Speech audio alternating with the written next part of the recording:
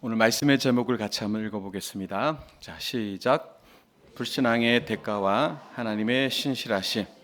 오늘 이 제목으로 신명기 강의 세 번째 말씀을 함께 나누겠습니다. 한 주간 평안하셨죠?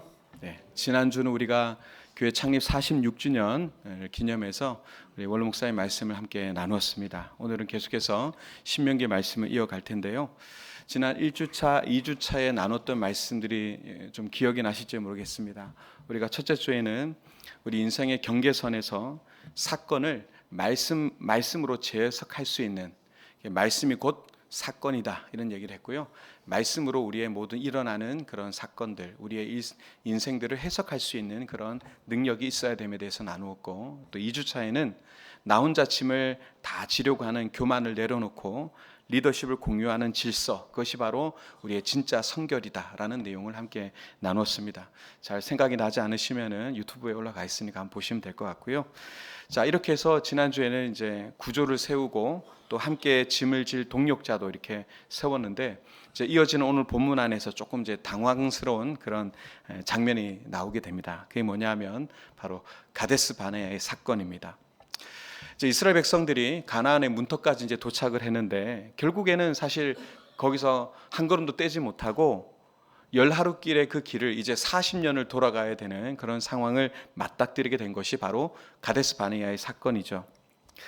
여러분, 자동차가 있다고 한번 가정해 보죠. 여러분들에게 좋은 차가 생겼어요. 아주 좋은 차가, 껍데기도 예쁘고 또 타이어도 아주 좋은 게 달려 있고 엔진도 아주 출력이 좋은 그런 차가 여러분들에게 생겼다고 치죠. 근데 만약에 거기에 기름이 한 방울도 없어요. 그럼 어떻게 되는 걸까요? 아무 소용이 없죠. 무용지물이죠. 차가 아무리 좋다고, 성능이 좋다고 하더라도 기름이 없으면 그냥 고철덩어리에 지나지 않습니다. 우리 공동체가 그렇습니다. 우리가 아무리 좋은 시스템, 많은 인력을 갖추고 있다고 하더라도 여러분, 교회 안에 믿음이 없다, 무슨 소용이 있겠습니까? 아무리 많은 사람들이 모여 있어도 이 안에 하나님을 향한 믿음이 없다라면 그 엔진은 꺼져 있는 거잖아요. 그렇습니다. 이스라엘 백성들이 가나안 땅을 앞두고 가데스 바네에 도착했을 때 그걸 줄기차게 가서 약속의 땅을 차지하려고 한다면 그들에게 필요한 건 다른 게 아니었어요. 훌륭한 시스템이 아니라 그들에게 믿음이 필요했는데, 하필 그 가데스 바네아에서 그들은 믿음이 똑 떨어져 버렸습니다. 믿음이 없음으로 인해서 그 땅에 들어가지 못했습니다. 그리고 10하루길을 40년을 돌아가야 되는 그런 상황이 되었습니다. 여러분, 결정적인 불신앙의 정체, 과연 그것이 무엇인가? 오늘 가데스 바네의 사건을 보면서 우리의 삶에도 한번 적용해 보면 좋겠다는 생각이 듭니다. 오늘 말씀을 통해서 여러분들에게 도전이 있으시길 바랍니다. 먼저 22절에서 25절의 말씀을 보면, 자, 이스라엘 백성들이 가나안 땅을 눈앞에 두고 서로 이제 얘기를 나누는 장면이 있는데, 누군가 어떤 제안을 하게 됩니다. 22절에 이렇게 되어 있습니다. 중반절을 보시면, 우리가 사람을 우리보다 먼저 보내어 우리를 위하여 그 땅을 정탐하게 하자. 먼저 정탐꾼을 보내자, 이 얘기를 하게 됩니다. 자, 이걸 보면 사실은 한 번도 가보지 않은 미지의 땅이기 때문에 누군가를 먼저 보내서 그 땅을 미리 좀 알아본다, 탐방을 한다라는 것은 어떻게 보면 굉장히 합리적이고 지혜로운 전략이 될 수 있을 것입니다.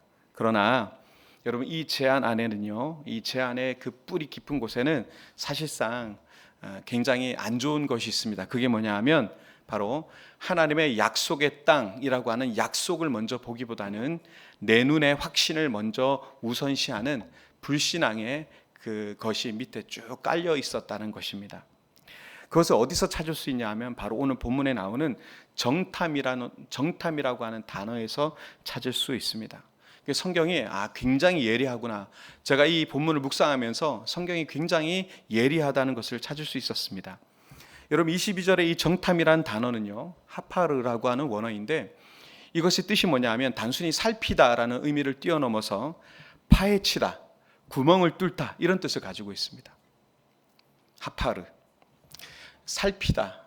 그러니까 정탐이라는 단어 안에 살피다의 의미보다 구멍을 뚫고 파헤치는 집요함, 이런 것들을 나타냅니다.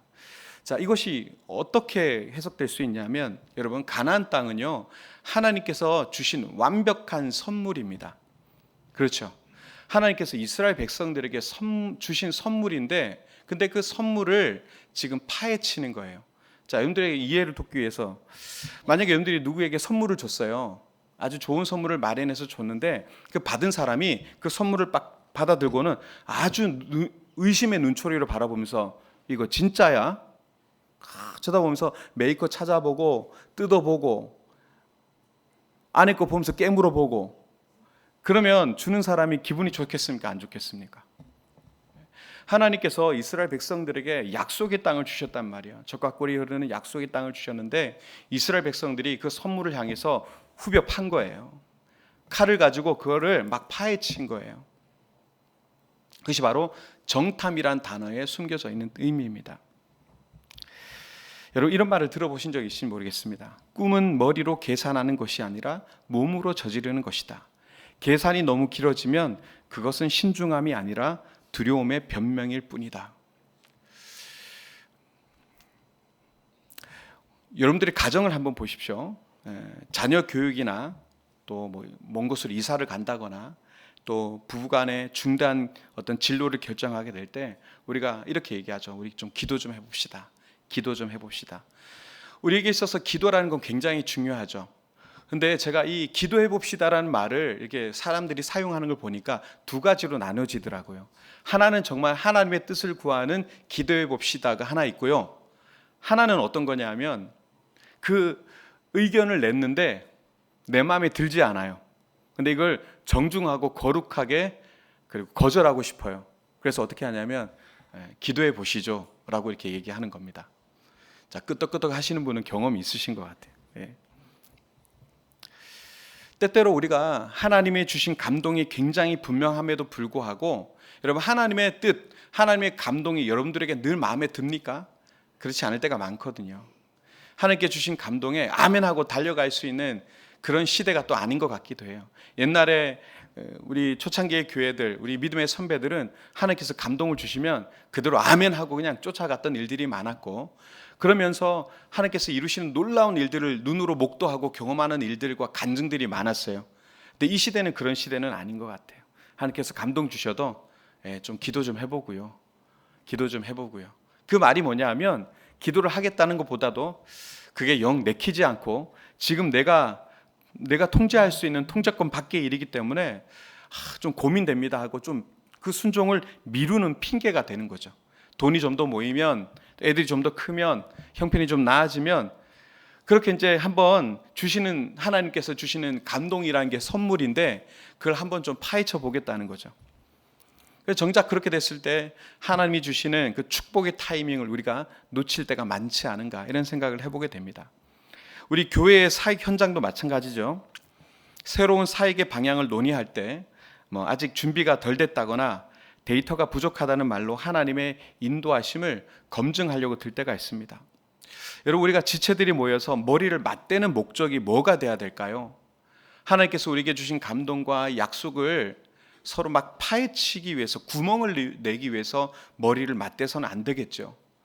그 주신 그 선물을, 주신 그 가나안을 어떻게 하면 차지할 수 있을까에 대해서 하나님의 그 약속을 신뢰하고 첫 발을 내딛기 위함으로 함께 머리를 맞대야 되겠죠. 예. 우리의 지혜가 하나님의 약속보다 앞서지 않게 하는 것, 그것이 바로 성결한 백성들의 진정한 실력인 줄로 믿습니다.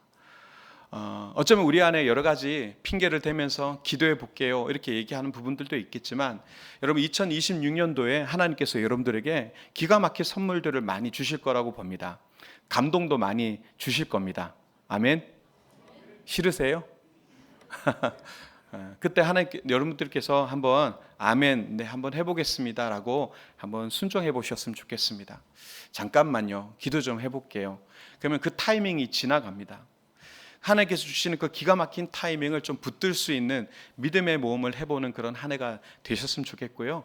한 해가 끝났을 때 여러분들이 입술에서 순종했더니 하나님께서 이런 일을 나에게 행하셨다라고 간증할 수 있는 그런 간증이 넘쳐나는 그런 저와 여러분 되시기를 축복합니다. 자, 이어서 26절에서 28절의 내용을 보면, 자, 그래서 그 정탐꾼을 보내자 해서 정탐꾼을 보냈습니다. 그들이 갔다가 이제 돌아와서 보고를 하는데 어떤 내용인지는 이제 출애굽기를 보면 굉장히 자세히 나와 있지만 오늘 이제 신명기에서는 그냥 좀 이렇게 점잖게 다루고 있죠. 근데 그 내용이 오늘은 28절에 나와 있는데 이렇게 돼 있습니다. 우리가 어디로 가랴? 우리의 형제들이 우리를 낙심하게 하여 말하기를 그 백성은 우리보다 장대하며 그 성읍들은 크고 성곽은 하늘에 닿았으며 우리가 또 거기서 아낙 자손을 보았다 하는도다. 이렇게 얘기합니다. 자, 그들이 갔다 와서 한 얘기가 전부 다 낙심되는 얘기인데 그 낙심되는 얘기의 세 가지 메시지가 뭐냐면 첫 번째는 그 백성이 우리보다 장대하다. 그 이스라엘 백성들이 실제로 고고학적으로 보면 키가 그렇게 크지 않고 또 그 가나안 땅에 살고 있었던 거민들, 그죠? 그 팔레스타인 지역에 살고 있었던 사람들이 기본적으로 그래도 키가 좀 더 크고 덩치도 더 컸던 것 같습니다. 그래서 장대하다라고 표현하고 있고 그들이 가지고 있는 성읍 있죠. 여리고성 얼마나 크고 위대했겠습니까? 맨날 이렇게 40년 동안이나 그렇게 광야를 돌던 인생들이 정착해서 문명을 이루고 있는 큰 도시에 갔을 때 그리고 그 성벽을 봤을 때는 정말 높아 보였겠죠. 그럼에도 불구하고 하늘에 닿았다? 이것은요 굉장히 좀 과장된 표현이겠죠. 그리고 뒤에 보면 아낙 자손을 보았다 이렇게 또 얘기합니다. 아낙 자손은 사실 그 시대에 아낙이란 말이 이제 목과 관련된 언어인데 목이 길고 덩치가 굉장히 커서 그 당시에는 이 사람들은 이제 거인이라고 얘기했습니다. 거인족을 얘기할 때 아낙 자손을 얘기했습니다. 사실은 이 모든 것들을 조합해 보면 한마디로 뭐냐 하면 전의를 다 잃어버린 겁니다. 그 땅을 점령하고 차지할 모든 믿음과 전의를 상실해 버렸다. 이 표현이 28절의 내용입니다. 자, 이 보고를 들은 백성들은요 어떻게 했습니까? 하나님을 원망했습니다. 원망하며 막 울면서 원망을 합니다. 그리고 올라가기를 거부했는데요. 그 표현이 26절에 나와 있죠. 그러나 너희가 올라가기를 원하지 아니하고 너희 하나님 여호와의 명령을 거역했다 이렇게 나옵니다. 여호와 하나님의 명령을 거역했다. 자, 여기서 또 거역하다는 말이 그 의미가 뭐냐면 그냥 단순히 말을 안 듣는 정도가 아니에요. 이 마안이라고 하는 단어는 상대방의 호의를 완강하게 거절하고 집어던져 뿌렸다 이런 뜻입니다. 그러니까 하나님의 명령을 집어던졌다. 조금 거칠게 표현하면 그렇습니다. 여러분 하나님께서요 이스라엘 백성들을 여기까지 이끄시고 약속의 땅을 주실 때에는요 사랑으로 그들을 사랑하셔서 하나님의 언약대로 그들에게 주신 것인데 이스라엘은 그것들을 그냥 거칠게 그냥 내버려 버린 것입니다. 근데 그 이유가 뭐냐? 27절에 나와 있는데 이게 굉장히 놀랍습니다. 27절에 이렇게 되어 있습니다. 여호와께서 우리를 미워하심으로 아모리 족속의 손에 넘겨 멸하시려고 우리를 죽이시려고 우리를 애굽에서 여기까지 인도하셨다 이렇게 얘기합니다. 우리를 미워하셔서 죽이려고 애굽에서 끄집어내셨다. 놀라운 해석이지 않습니까? 어떻게 이럴 수가 있을까요? 아주 무서운 말입니다. 지금까지 그들을 이끌어내실 때에 애굽에서부터 어떻게 이끌어내셨습니까? 바다를 가르셨어요. 그 투정과 불만 속에서도 하나님께서 먹을 것을 마실 것을 제공하셨고요. 아말렉을 무찌르고 그 온갖 과정 속에서 그들을 여기까지 인도해내신 그 하나님 앞에서 하나님이 우리를 미워하셔서 기꺼이 여기까지 데려온 것은 우리를 죽이려고 하는 것이다. 완전히 음모죠. 살해 음모라고 얘기하는 겁니다. 여러분 우리가요 이 대목에서 좀 생각해야 될 부분이 뭐냐 하면 우리가 살아가면서 갈등을 겪지 않습니까? 사람들 사이에서 갈등을 겪는데 그 요인을 찾아볼 때 그 중에 하나가 바로 이 해석의 오류에 있습니다. 해석의 오류. 자, 누군가 나에게 어떤 말을 할 때 똑같은 상황인데도 불구하고 내 마음의 상태에 따라서 그 말을 해석하는 방향이 완전히 달라진다는 겁니다. 그러니까 예를 들어서 우리의 마음이 좀 뒤틀려 있으면 누군가가 호의를 베풀려고 하고 웃으면서 다가올 때 너 왜 웃어? 나한테 지금 빈정거리는 거야? 나 비웃는 거야? 이렇게 반응할 수 있다는 겁니다. 역사 속에 19세기에 이 북극을 탐험했던 프랭클린 탐험대 이야기가 있거든요.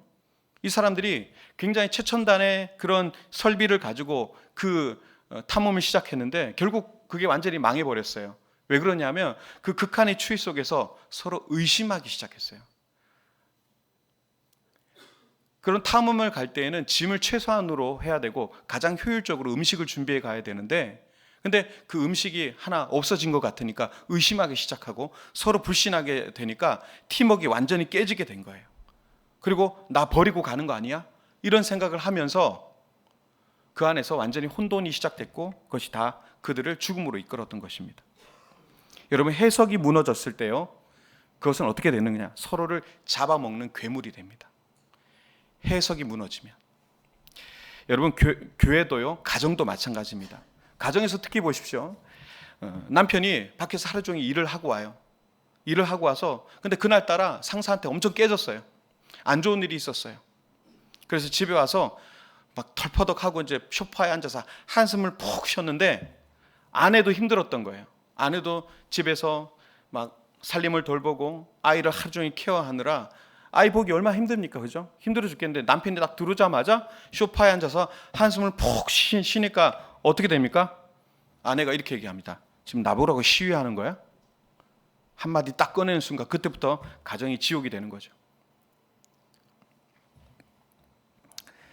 이렇게 삐뚤하게 해석해버리면 그 공동체가 어떻게 됩니까? 교회도 그렇죠. 공동체가 힘을 합쳐서 전진해야 할 때 누군가가 얘기를 해서 제안을 하게 되면 너 잘난 척하는 거야? 내 의견을 무시하는 거야? 자기 세력을 키우려고 하는 거야? 이렇게 만약에 그렇게 삐뚤게 해석을 해버리면 그 공동체는요, 가난에 들어가지 못하고 거기서 멈춰서게 됩니다. 그러니까 가데스 바네아를 그 순간 만나버리게 됩니다. 여러분, 환경의 거인이 우리를 무너뜨리는 게 아니라 서로를 향한 해석으로 인해서 이 공동체가 무너지거나 멈춰질 수 있다는 것을 여러분 기억하시기 바랍니다. 그래서 우리가 이 한 해 동안 뭘 해야 하냐면 선한 해석을 할 수 있어야 됩니다. 상대방을 향한 선한 해석, 하나님을 향한 신뢰의 해석이 무너지지 않도록 우리가 영적으로 민감해야 합니다.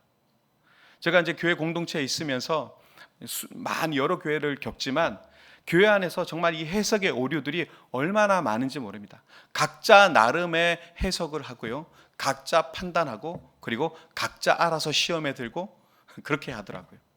그래서는 안 됩니다. 그럼 우리는 멈춰 서 버립니다. 우리가 살아가면서 공동체 안에 머물면서, 물론 2026년도에도 이런 일이 왜 없느냐? 사단은요, 우리가 잘 되는 꼴을 못 봅니다. 공격하고요, 해석의 오류를 가져오기 위해서 우리를 계속해서 집요하게 시험에 들게 할 것입니다. 그러나 그럴 때마다 우리는 우리 자신을 먼저 점검해야 됩니다. 내 마음이 혹시 내가 지쳐 있진 않은지, 내 심령이 꼬여 있진 않은지, 내가 해석의 오류를 범하고 있진 않은지 한번 생각해보고 또 신중하게 그렇게 판단할 수 있는 우리가 돼야 될 줄로 믿습니다. 여러분, 우리 공동체가 하나 되길 원하십니까? 여러분들의 가정이 하나 되길 원하십니까? 여러분, 아이들과 자녀, 아내, 남편, 그리고 교회 안에서의 여러분들 같이 일하는 지체들과 함께 있을 때에 이 해석의 오류로부터 여러분 자신을 확실하게 보호하실 수 있으시길 바랍니다. 근데 그러기 위해서는요, 하나님을 향한 신뢰가 가장 중요해요. 우리가 정복해야 될 2026년도라고 하는 이 가나안을 점령하기 위해서는 반드시 우리가 해석의 오류로부터 자유해야 된다. 스스로 살펴야 된다. 이걸 꼭 기억하시기 바랍니다. 자, 29절에서 33절의 내용을 보면 이제 그 정탐꾼들이 돌아와서 좋은 말을 한 게 아니잖아요. 그래서 굉장히 불평과 낙심의 이야기를 막 합니다. 그랬더니 이 백성들이 완전히 그 안에서 절망하고 울부짖고 그렇게 낙심했습니다. 근데 그 백성들을 향해서 오늘 모세가 절규하듯이 외치는데요, 오늘 이 절규하는 29절 이하의 말씀이 굉장히 또 놀랍습니다. 자, 먼저 29절을 보면 이렇게 얘기하죠. 자, 같이 읽겠습니다. 시작.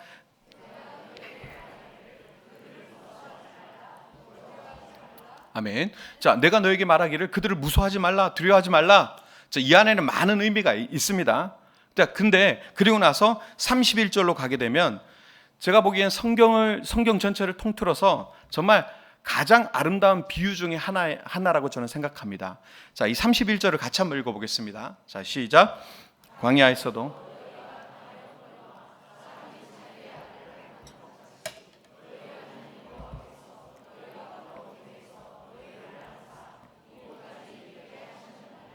아멘. 자, 이 보십시오. 하나님께서요, 사람이 자기 아들을 안는 것 같이 하나님께서 너희들을 이렇게 안아서 여기까지 데려왔다, 이렇게 얘기하시는 겁니다. 저는 이 표현이 너무 아름답고 너무너무 좋습니다. 여러분, 여기서 안으시다, 안으사라고 하는 이 원어가 나사라는 단어인데, 이게 들어 올리다, 그 다음에 참아내다, 그 다음에 짊어지다, 이런 뜻을 가지고 있습니다. 다시 한번, 안으사, 안다라는 이 표현이 히브리어로 나사인데 뜻이 뭐냐면 들어 올리다, 그 다음에 참아내다, 그 다음에 짊어지다, 이런 뜻을 가지고 있다고 말씀드렸습니다. 여러분, 하나님은요, 이스라엘 백성들을 사실 군대로 부르셨죠. 이 이후에 그들이 광야에서 어떻게 했습니까? 하나님께서 성막을 허락하시고 그 외에 사면의 세 지파씩 12지파를 배치시켜서 짐 배치를 하게 하셨습니다. 짐 배치를 한다는 것은 군사적 용어잖아요. 전쟁을 준비하는 군사적 배치를 짐 배치라고 한단 말입니다. 군사로 부르셨습니다. 그런데요, 오늘 모세가 뭐라고 얘기하냐면, 부르기는 군사로 불렀는데 하나님께서 그들을 이끌어오신 방법은 군사를 이끄는 방식이 아니라 어떻게 해요? 아빠가 걸음도 떼지 못하는 어린아이를 안고 이렇게 오듯이 이스라엘 백성들을 여기까지 안고 아빠처럼 그들을 대해 오셨다라고 지금 모세가 백성들에게 얘기하고 있는 겁니다. 이게 얼마나 놀라운 표현입니까? 여러분, 아이가 걸음마를 배울 때 여러분 어떻게 합니까? 아이가 일어서면 막 바들바들 떨면서 막 넘어지려고 하잖아요. 그러다 콕 넘어지고 그러잖아요. 그래서 계속 넘어지고 그러면 여러분 어떻게 하십니까? 야, 정신 바짝 차려. 다리에 힘 안 줘? 뭐 이렇게 하세요? 그럴 리가 없잖아요. 그 막 쫓아가서 아유, 그럼 괜찮아 안아주고, 그리고 또 일어서려고 하면 손 붙잡아주고, 일어서 이렇게 똥기하고 오면서 또 끌어주고, 그렇게 하는 거잖아요. 왜 그것밖에 못하냐고 다그치지 않잖아요. 오히려 다칠까봐 어떻게 합니까? 안아주고, 괜찮아. 아기가 자전거 배울 때도 붙잡아주고, 잘하고 있어. 그래, 아빠가 붙잡고 있어. 뻥이죠. 네. 그래서 넘어지려고 하면 다시 탁 잡아주고, 그리고 넘어지고 나면 아우 막 무릎 이렇게 털어주면서 괜찮아. 네. 옛날 말로 아까쟁기 발라주고. 오랜만에 들어보시죠. 근데 우리 하나님도 마찬가지라는 겁니다. 우리가 사역을 하다가 혹시 가정에서 무너질 때, 우리가 하다가 무너질 때가 있잖아요. 근데 하나님 그때 오셔서 너 왜 그래? 너 그거밖에 못해? 그렇게 우리를 정죄하시는 분이 아니라 그때 넘어질 때 아이쿠 하고 오셔서 우리를 번쩍 들어 올려서 괜찮아. 아이고, 다시 한번 해볼까? 그렇게 다가오시는 분이 하나님이시라고 모세의 입으로 얘기하는 거예요. 여러분, 내 힘으로 걷는 것 같죠? 내 힘으로 여기까지 온 것 같죠? 착각입니다. 우리가 여기까지 온 것 다 하나님의 안으심입니다. 하나님께서 우리를 이렇게 안아서 번쩍 들어 올리시고, 넘어질 때마다 손잡아 주시고, 그리고 붙잡고 이렇게 여기까지 오게 하셨습니다. 여러분, 이것을 우리가 기억하고 깨달아야 되고요. 여러분, 이것이 바로 우리의 성결의 시작입니다. 내가 했다라고 생각하는 순간 오만입니다. 이스라엘 백성들이 광야에서 얼마나 많은 원망을 쏟아냈습니까? 하나님은요, 그럼에도 불구하고 그들의 불평과 원망을 어떻게 하십니까? 다 받아내 주셨습니다. 그들의 원망을 다 참아 주셨습니다. 여러분, 안아준다라는 의미가 참다라는 의미도 있다 그랬죠? 그들의 고통과 짜증을 온몸으로 다 받아내셨습니다. 부부관계나 또 자녀 관계에서 가장 필요한 게 뭘까요? 바로 저는 이 나사의 관계라고 봅니다. 나사 공동체. 배우자가 거친 말을 쏟아낼 때 나한테 상처를 줘? 똑같이 막 상처 주는 얘기를 던지고, 그런 게 아니라 당신 많이 힘들었구나. 그리고 그 감정을 받아내주는 것. 이게 영혼의 쓰레기통이라고 하죠. 상담 용어 중에 그런 게 있잖아요. 쓰레기를 던지면 그 쓰레기를 받아낼 수 있는 쓰레기통이 되어줘야 되죠. 근데 같이 쓰레기를 막 집어던지고 그러면 안 되겠죠. 그런 면에서 우리 하나님은 확실한 상담가예요. 우리의 끝없는 한탄과 원망을 다 받아내 주시죠. 끝없는 우리의 그런 원망을 다 받아내 주시죠. 그리고 비밀 보장, 누구에게도 얘기하자. 다 받아내 주시죠. 우리 하나님, 나사의 하나님, 나를 받아주시는 하나님, 안아주시는 하나님. 여러분, 우리도 그 하나님을 닮아야 되지 않겠습니까? 여러분들 가정에서, 아내와 자녀들 앞에서, 교회 안에서 여러분들 지체 가운데 여러분 하나님의 그 나사를 담는 그런 저와 여러분 되시기 바랍니다. 하나님은 가데스 바네아에서 쏟아진 그 백성들의 독설, 원망, 그거 비난하지 않으시고요, 그 아픔을 온몸으로 받아내면서 끝까지 안고 오셨습니다. 그리고 나사라는 말이 죄를 담당하다라는 의미도 있다 그랬죠. 아버지가 아들을 안고 갈 때, 여러분 저도 아기가, 저희 큰애가 이제 다 커버렸지만 어릴 때는 그런 생각이 나요. 이 말씀 준비하다가 아기가 학교를 갔다 오면 2학년, 1학년 이럴 때는 애보다 가방이 더 커요. 왜 책도 그렇게 많이 넣나 몰라요. 거기다 신발 가방도 따로 들고 가야 되고, 또 뭐 다른 수업이 있으면 또 뭐 여기 왼쪽 들어야 되고, 애가 막 파묻혀 있어요. 그걸 들고 가는데 너무 딱해 보이는 거예요. 학교 마치고 오는데 어떻게 합니까? 얼른 뛰어가고, 야, 가방 내가 들어줄게. 가방 내가 메고, 신주머니 제가 들고, 이거 들고, 그리고 걔를 탁 안습니다. 걔를 들고 갑니다.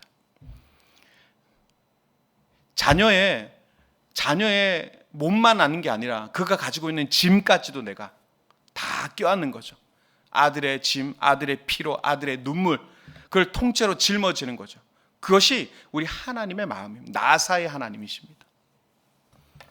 여러분, 우리가 앞으로 해나가야 될 팀사역의 가장 큰 원리가 바로 여기에 있다고 봅니다.